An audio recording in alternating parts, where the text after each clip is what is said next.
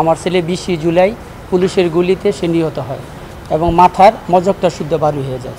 আমি আমার ছেলের বিচার চাচ্ছি, মানে এই প্রধান উপদেষ্টা থাকতে যাতে আমার ছেলের প্রত্যেকটি তদন্ত করে সুন্দরভাবে আমার ছেলের যাতে ন্যায়টা আমি পাই। পুলিশ গুলি করছে এই আপনার চিটাং রোডে বিল্ডিংয়ের উপরে থেকে, সে মাথার মজকটা পড়ে যায়, মাথায় গুলি লেগে মগজ বের সাথে সাথে সে মারা যায়।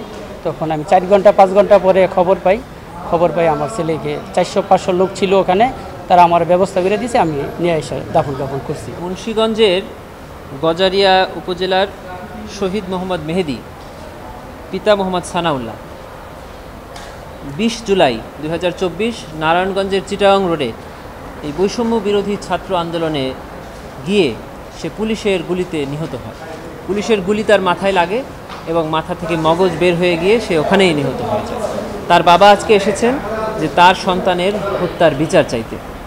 আমি আন্তর্জাতিক অপরাধ ট্রাইব্যুনালে গতকালকে যে সাবেক প্রধানমন্ত্রী সহ যে আসামিদের বিরুদ্ধে মামলা করেছি, সেই একই আসামিদের বিরুদ্ধে এটিও একটি মামলা হবে এবং ওই একই অভিযোগ গণহত্যা এবং মানবতা বিরোধী অপরাধের অভিযোগে ওই মামলার সাথে এটা মার্জ হয়ে একসাথে এই তদন্ত হবে এবং বিচার হবে। এখানের বিধান হলো শাস্তি মৃত্যুদণ্ড।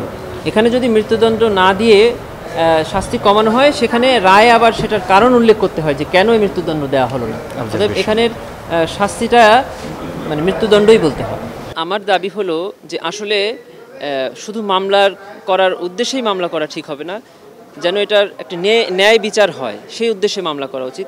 এখন ট্রাইব্যুনাল যে মামলাটা হয়েছে, এই একটা মামলাই যথেষ্ট সারা দেশের এই গণহত্যার বিচারের জন্য। যেটা দরকার সেটা হলো যারা মামলা করতে চায় তারা যেন ট্রাইব্যুনালে এসে তাদের এই তথ্যটা জানায়, তখন তাদেরকে সাক্ষী হিসাবে এই তদন্ত সংস্থা গ্রহণ করবেন। মামলা হিসাবে সারা দেশে যেটা হবে সেটা হবে আমাদের দণ্ডবিধি আইনের 302 ধারায় হত্যা মামলা। এটা হলো পার্টিকুলার কোনো ব্যক্তির বিরুদ্ধে যিনি হত্যা করেছেন সেটা যদি তারা জেনে থাকে যে কে হত্যা করেছে, ফিজিক্যালি কে গুলি করেছে, কে কুপিয়েছে, তার বিরুদ্ধে এটা হতে পারে।